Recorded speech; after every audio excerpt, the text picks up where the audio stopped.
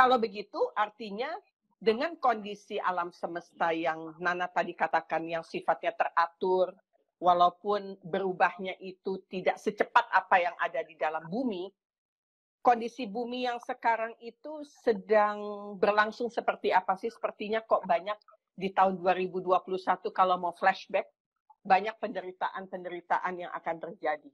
Entah itu gunung meletus, tsunami, gempa bumi di titik-titik yang kita tahu di wilayah-wilayah yang memang kita bersentuhan dengan gunung Merapi seperti itu ya. Tetapi bukan hanya di Indonesia, kita lihat di belahan benua lainnya pun mengalami banyak sekali kondisi-kondisi penderitaan. Apa yang sedang terjadi dengan bumi? Apa kesalahan kita ya sebagai manusia yang terkesan kok kayaknya dari sesuatu yang butuh jadi keinginan yang akhirnya apa ya dipakai semena-mena yang membuat akhirnya bumi ini menjadi hancur untuk generasi selanjutnya. Gejala apa sih yang lagi dilakukan oleh bumi ini sendiri? Apa gejala yang bisa kita pelajari? Ya, bumi seperti halnya benda alam yang lain itu sebetulnya nggak ada yang konstan ya. Semua berubah. Ada proses internal bumi yang membuatnya memang bukan benda yang mati ya, tapi dia bukan alive, tetapi dia tidak konstan. Ada apa namanya inti bumi yang panas yang menghasilkan panas bumi ya kan ya. Terus kemudian kita tahu vulkano, ada gerakan tektonik, ada gerakan samudra. Jelas bumi itu dinamik.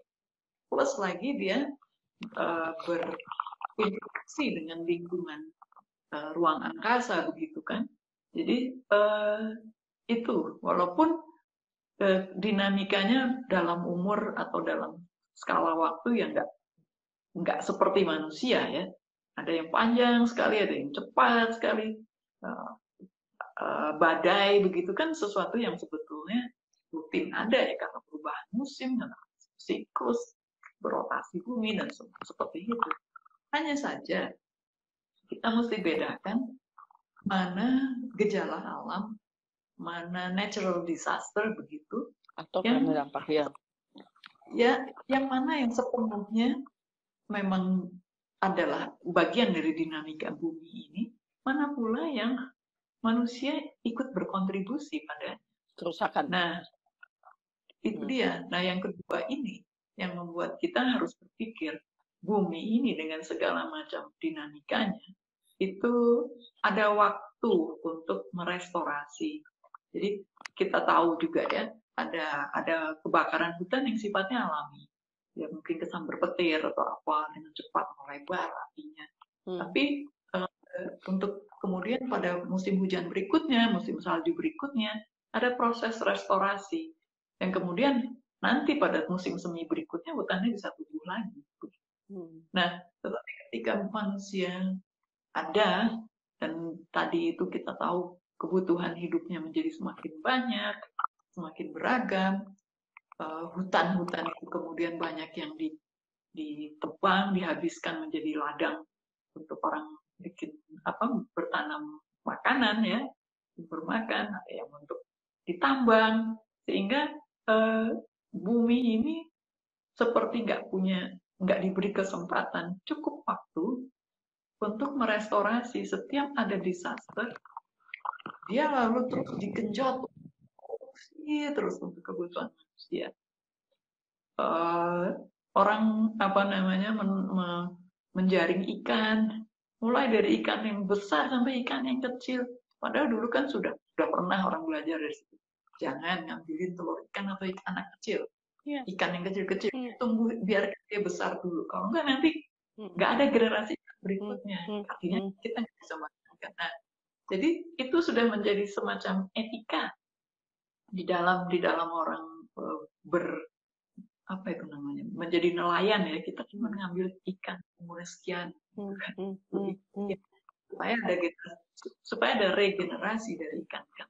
Ya, jadi hal-hal yang seperti itu menjadi tidak diprioritaskan lagi karena keinginan manusia luar biasa gitu.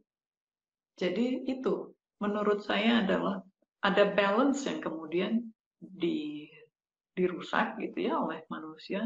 Ada waktu ke ketidaksempatan gitu untuk merestorasi, dan akibatnya bumi terengah-engah gitu.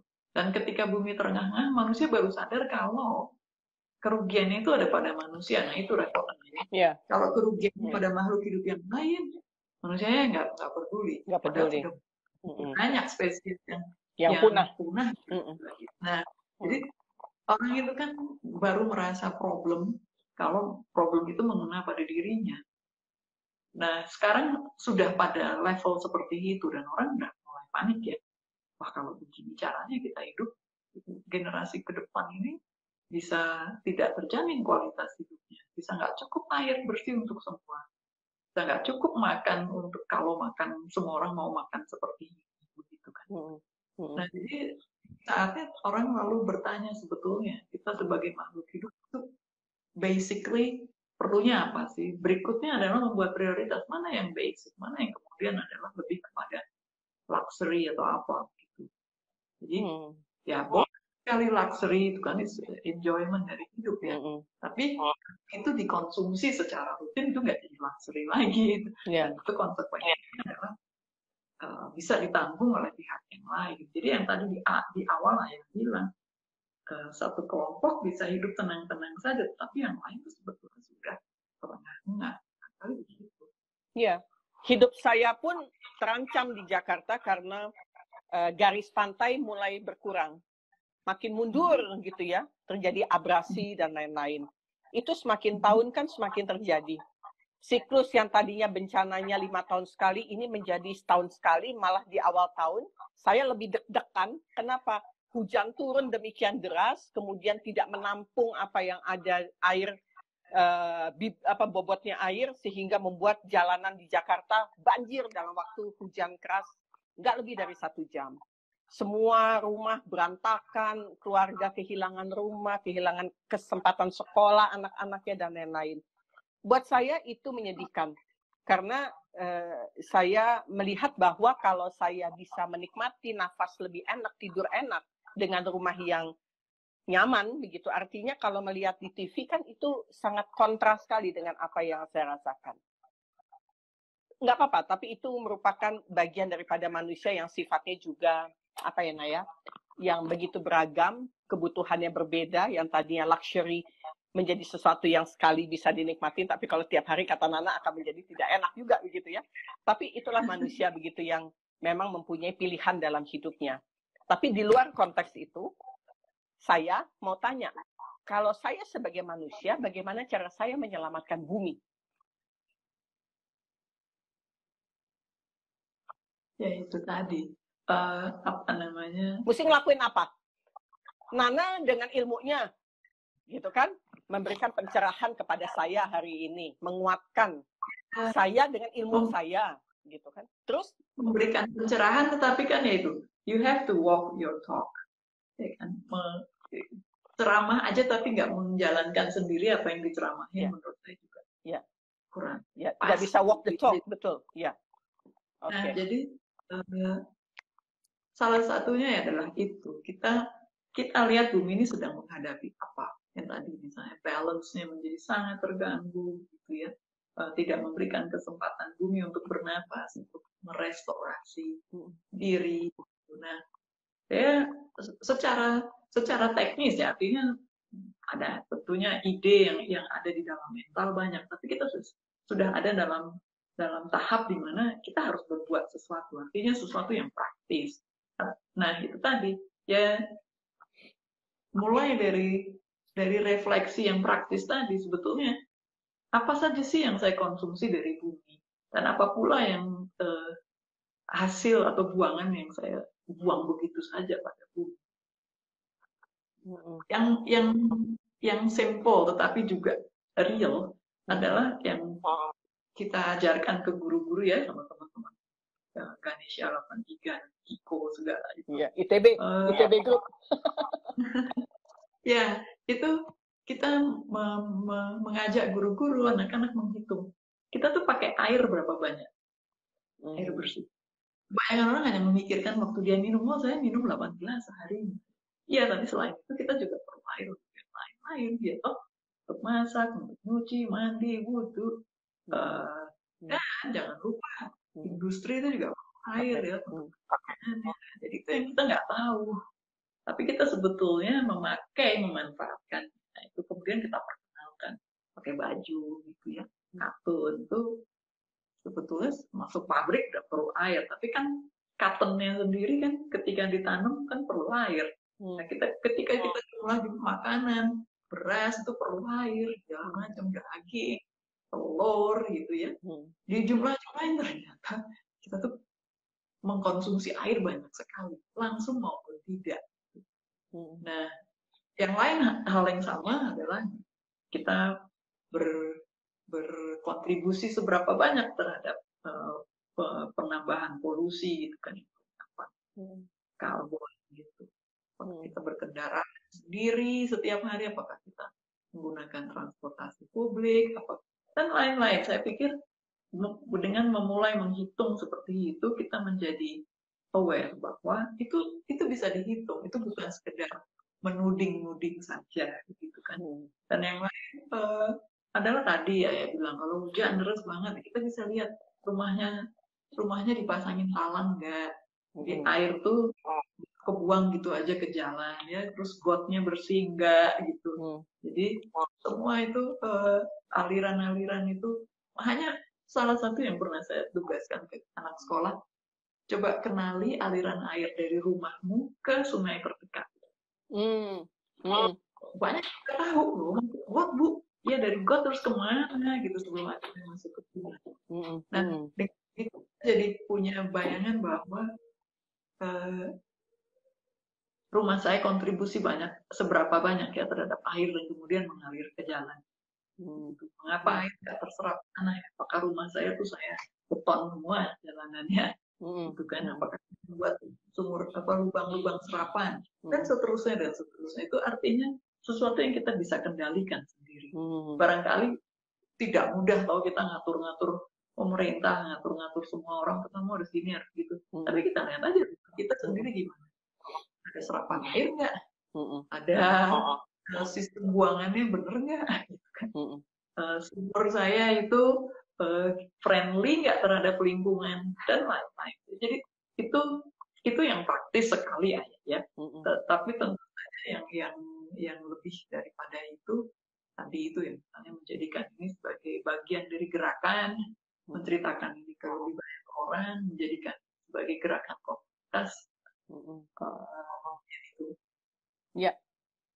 Sebagai bahan renungan, kita masuk ke arah sana lagi.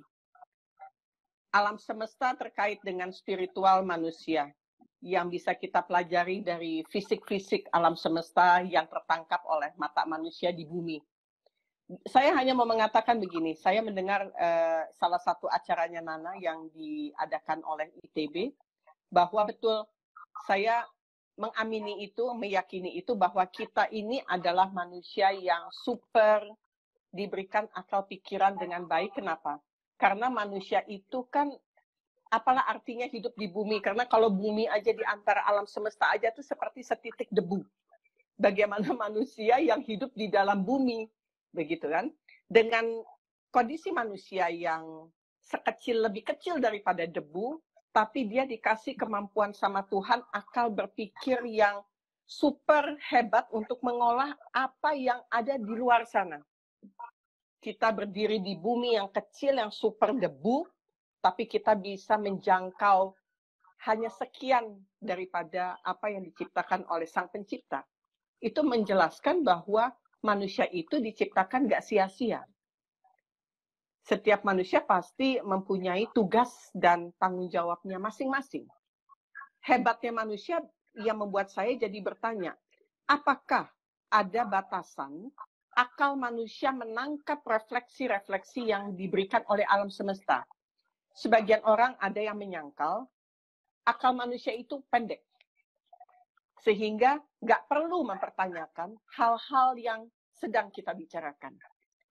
saya melihat ada sebagian orang, termasuk saya di dalamnya, bahwa saya mempertanyakan banyak hal dalam kehidupan yang sedang saya jalani, karena begitu hebatnya manusia lain, salah satunya Nana yang saya anggap mampu untuk dapat menceritakan apa yang terjadi di alam semesta.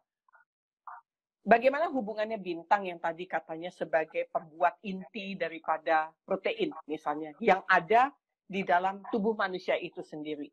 Ini kaitan-kaitan yang tidak bisa dilepaskan begitu loh. Apanya yang ada manusia itu ya pasti ada di alam semesta, salah satunya bintang begitu, unsur yang ada di bintang. Bagaimana kita bisa menjelaskan bahwa akal manusia itu tidak terbatas loh. Saya meyakinkan bahwa akal manusia itu tidak terbatas karena apa? Tadi Nana mengatakan kalau kita melihat alam semesta itu bisa dilihat dari fisiknya, dari segi kulturalnya, dari segi spiritualnya, dan lain-lain begitu. Betul nggak? Ya. Pertanyaan yang sulit. Kalau menurut ini tentu saja pandangan saya pribadi. Apa yang dimaksud dengan terbatas di sini ya? Kita tentunya secara berserah dengan kerendahan hati merasa sebagai yang diciptakan gitu ya, makhluk begitu. Punya keterbatasan. Tapi keterbatasan yang dimaksud saya pikir berbeda dibandingkan terbatas. Ini ada ruangan, ada temboknya gitu ya, ada batas gitu. Saya nggak bisa melampaui tembok tersebut. Nah, pikiran manusia itu tidak seperti itu menurut saya. Okay. Tapi juga artinya kita bisa tahu sesuatu pada suatu waktu tertentu. Pengetahuan itu seperti itu. Itu kita dorong terus, gitu kan. Tapi pada satu waktu tertentu ada pengetahuan yang sampai batas tertentu pengetahuan kita. Tapi besok kalau saya rajin belajar, bekerja, rajin bertanya baik, nambah lagi. Tapi juga pada saat yang sama, ketika saya tahu sesuatu dengan lebih baik, saya menyadari bahwa ada lebih banyak yang saya nggak tahu. Oh betul. Pengetahuan yang baru membuat saya bisa bertanya dengan lebih baik. Jadi saya tahu apa yang saya nggak tahu begitu. Dan sadar bahwa ada banyak yang saya nggak tahu, yang saya nggak tahu. Nah, jadi saya bekerjanya seperti itu. Berikutnya adalah mendorong untuk tadi itu. Ini saya nggak tahu. Saya tahu bahwa saya nggak tahu. Tapi kalau saya research yang bagus, yang rapi, yang rajin, mungkin setahun lagi saya sudah bisa menjawab pertanyaan yang sekarang ini saya nggak tahu jawab. Nah, jadi itu yang tadi saya maksud, yang unknown. It's a known unknown. Jadi sesuatu yang saya tahu, saya nggak tahu. Tapi saya juga tadi saya aware bahwa ada banyak yang saya nggak tahu bahwa saya nggak tahu. Iya, sepakat. Kalau saya nggak tahu bahwa saya nggak tahu kan saya nggak bisa tanya. Iya. Ya toh. Nah, jadi itu yang tapi suatu hari mungkin kita bisa menjadikan itu sebagai yang tadinya saya nggak tahu bahwa saya nggak tahu. Suatu hari mungkin oleh anak cucu kita, generasi saintis berikutnya menjadi saya tahu, saya nggak tahu. Jadi saya bisa tanya. Dan seterusnya. Jadi itu yang saya maksud dengan in a way tidak terbatas. Tapi at one instant of time tentu terbatas. Tapi bisa didorong terus sepanjang tadi ya memang manusia punya attitude untuk belajar. Nah, jadi perkaranya tentu waktu, kesempatan, dan juga hal-hal yang sifatnya hukum yang tertera dalam hukum fisika. Gitu. Kita hanya bisa melihat apa yang ada di alam semesta kita. Kalau ada alam semesta yang lain, mungkin ya tetap aja kita bisa ada di dalam pemikiran, teori, angan-angan, tetapi kita nggak bisa meninjaunya untuk memiliki atau memperoleh bukti fisik terhadap alam semesta yang lain. Jadi itu ada keterbatasan yang memang sifatnya hakiki dari si fisik alamnya. Tetapi ada juga keterbatasan satu yang sifatnya temporal, gitu ya, bisa didorong. Nah, jadi keterbatasannya ada pada diri saya. Tapi apakah keterbatasan itu ada pada manusia sebagai humankind? Itu yang menurut saya itu yang bisa didorong. Saya nggak tahu sekarang, tapi anak saya bisa tahu besok, ya kan? Cucunya bisa tahu lagi besok, gitu. Jadi, dalam pengertian itu keterbatasan itu saya maknai. So kalau kita dari awal sudah merasa saya nggak akan bakal tahu itu, maka attitude saya sebagai saintis mungkin berbeda ya. Itu bisa dikatakan sebagai legacy atau warisan yang kita berikan gitu. Dari yang tidak tahu menjadi tidak tahu, atau tidak tahu menjadi tahu, atau dari tahu menjadi tidak tahu kembali, itu kan menjadi sebuah legacy warisan kita terhadap generasi seterusnya yang kita kaitkan dengan pernyataan sebelumnya. Artinya sebagai hakiki manusia ya kita tugas yang paling gampang adalah menjaga supaya bumi ini masih bisa dinikmati oleh generasi selanjutnya gitu kan? Artinya ada kaitannya dengan di sana. Tentu. Ya, artinya kaitannya itu adalah lewat pengetahuan tadi. Apakah pengetahuan secara umum, apakah pengetahuan dalam konteks sains secara spesifik begitu. Kan itu adalah sesuatu yang kita akumulasikan ya. Bergenerasi-generasi. Nah, itu yang maksud dari legacy. Itu yang kemudian kita turunkan, kita berikan kepada anak cucu kita. Nah, ini sedang diterusin, nanti kalian akan tahu lebih banyak. Dan sebagian dari pengetahuan itu adalah tentang relasi kita dengan bumi, relasi kita dengan alam. Yang saya pikir semakin hari semakin baik, dari sesuatu yang sangat spiritual, nggak tahu gitu ya, bintang itu ada di mana, deket, jauh, ada relasinya nggak sama kita, sekarang kita tahu. Jadi bahkan 200 tahun yang lalu orang nggak tahu bintang itu mekanismenya bagaimana kalau dia bisa mengeluarkan cahaya. Sekarang kita tahu, dan bukan hanya tahu bahwa bintang itu yang bercahaya, tapi kita tahu bahwa unsur kimia yang ada di dalam tubuh kita itu suatu hari di masa lampau dibangkitkan, diproduksi oleh bintang.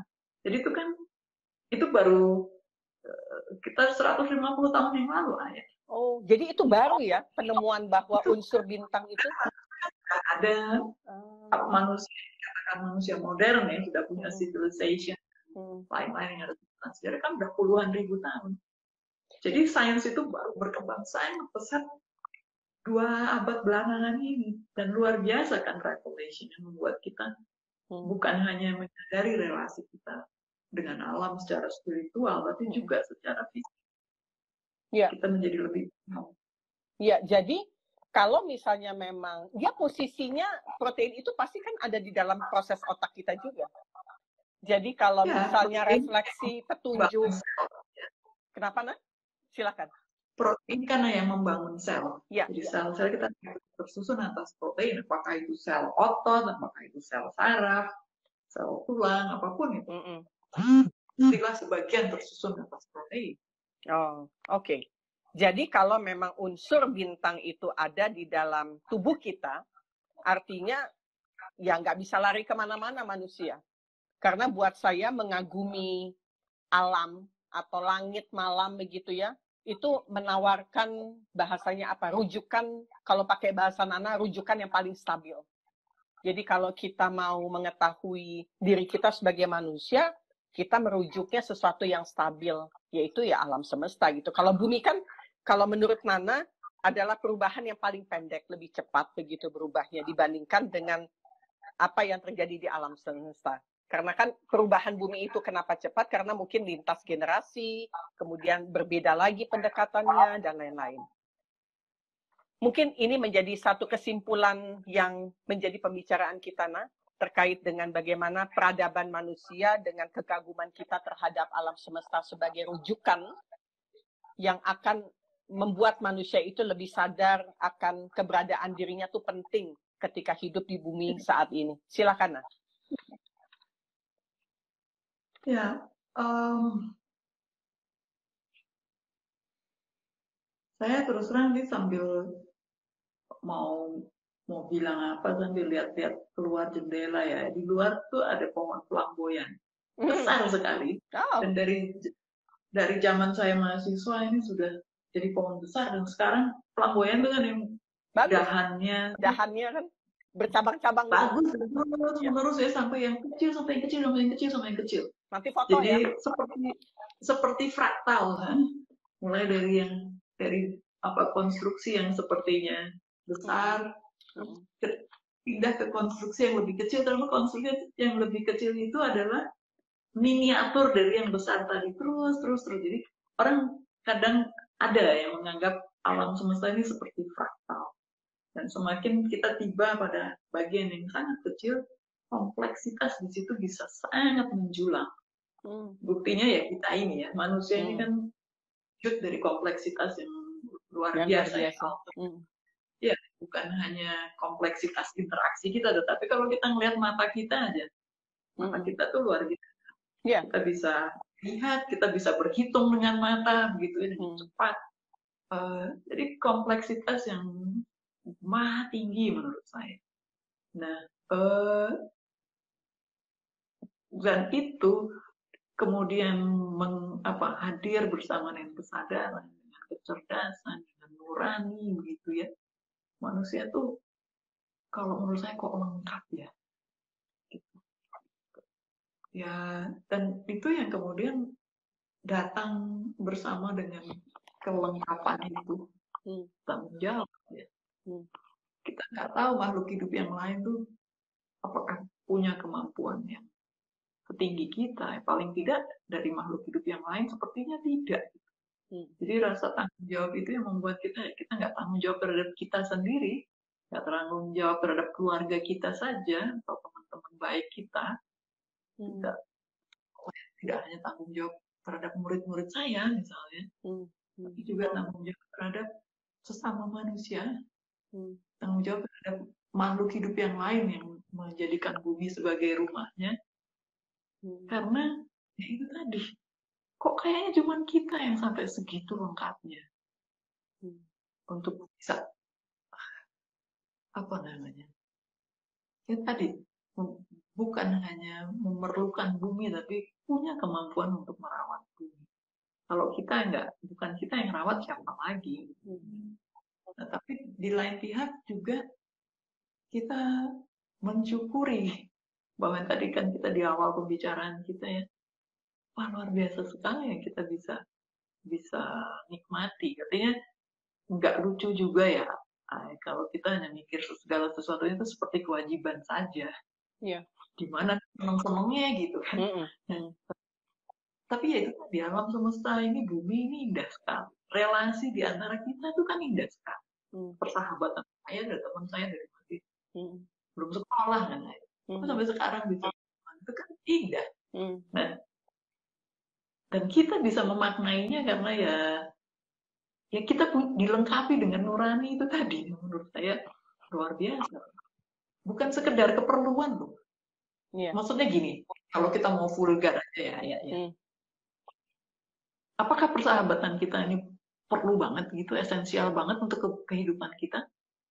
Ada yang iya, ada yang enggak gitu kan, enggak semua kita bersahabat dengan semua. Tapi bahwa kita bisa menghidupkan itu dan menjadikan itu indah, dan ternyata yang tadi saya sampaikan, indah itu ternyata menjaga.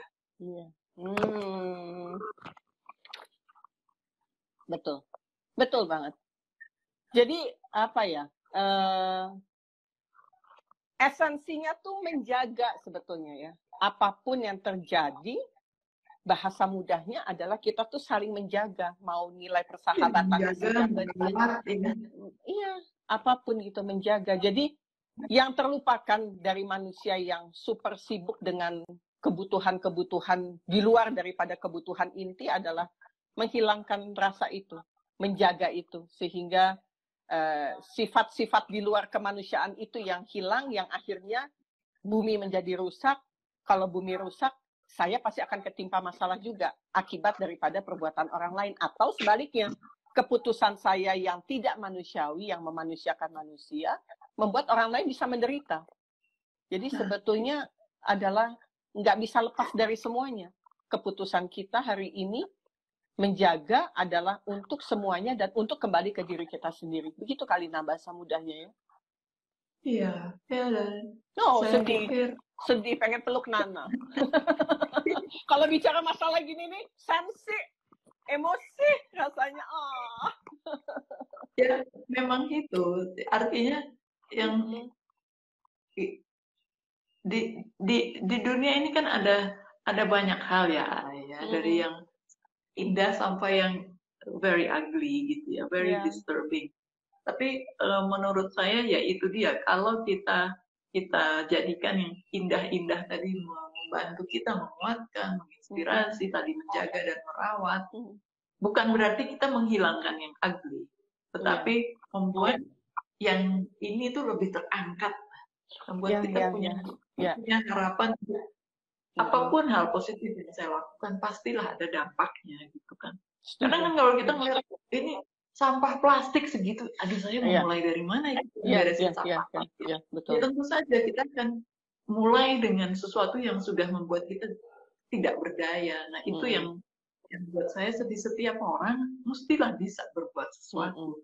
Hanya sesuatu yang apa ini yang perlu kita pikirin. Dan akan membantu apabila ada hal kecil tapi positif. Nah itu yang kita sangatkan ya. Membuat orang menjadi fokus ke sana. Ya. Jadi koneksitas manusia itu memang ada, walaupun tidak terlihat, tapi dampaknya itu pasti ada. Dampaknya itu pasti ada, begitu loh. Luar biasa. Luar biasa. Terima kasih Nana sudah menjadi teman kecil saya sampai sekarang, karena kalau boleh diambil sedikit closing statement-nya adalah hukum manusia itu mengikuti langit bumi. Langit bumi mengikuti alam semesta. Alam semesta hukumnya ini mengikuti hukum yang menciptakan, sang pencipta. Dan hukum sang pencipta, dia mengikuti dirinya sendiri. Saya mencoba untuk melihat bahwa apa yang saya bicarakan ini ada di dalam surat Al-An'am. Itu surat 12 ayat 54. Bahwa Tuhan menetapkan atas dirinya kasih sayang. Sangat terkait dengan pernyataannya Ibu Nana yang mengatakan bahwa kita itu harus dapat menjaga. Kalau orang punya sifat kasih sayang, pasti dia akan menjaga. Apapun yang terjadi, dia pasti akan menjauhkan segala sesuatu kebencian, kerusakan, kezoliman terhadap apa yang ada di sekelilingnya. Jadi hari ini, di pergantian tahun 2021 menuju 2022, dan sudah di 2022, menjadi satu refleksi dalam untuk mempertanyakan banyak hal apa yang bisa kita lakukan terhadap diri kita dan juga terhadap bumi dan semesta lainnya. Terima kasih banyak, Nanaku sayang. Aku harus bertemu dengan kamu. Aku pengen, kalau ketemu Nana tuh pengen peluk yang lama gitu. Abis itu, nak, kalau menurut ilmumu bagaimana nih seperti ini? Akan ada pertanyaan-pertanyaan lebih lanjut. Jangan bosen ya kalau aku bertanya banyak hal terkait dengan alam semesta. Selamat tahun baru untuk Nana dan keluarga. Semoga diberkahi kesehatan, dikasih kesempatan kita bertemu kembali hari ini dan seterusnya. Ya. Terima kasih buat itu tadi ngajakin saya ke dalam hatinya ya untuk suatu penghormatan yang luar biasa. Terima kasih. Selamat tahun baru untuk saya dan keluarga, untuk semuanya. Ya. Semoga semuanya lebih baik, ya. Semoga lebih baik lagi. Selamat tahun baru buat teman-teman IG Live. Terima kasih untuk keikutsertaan. Selamat kita menempuh kehidupan yang lebih baik di tahun 2022. Dadah. Dan Nana. Take care.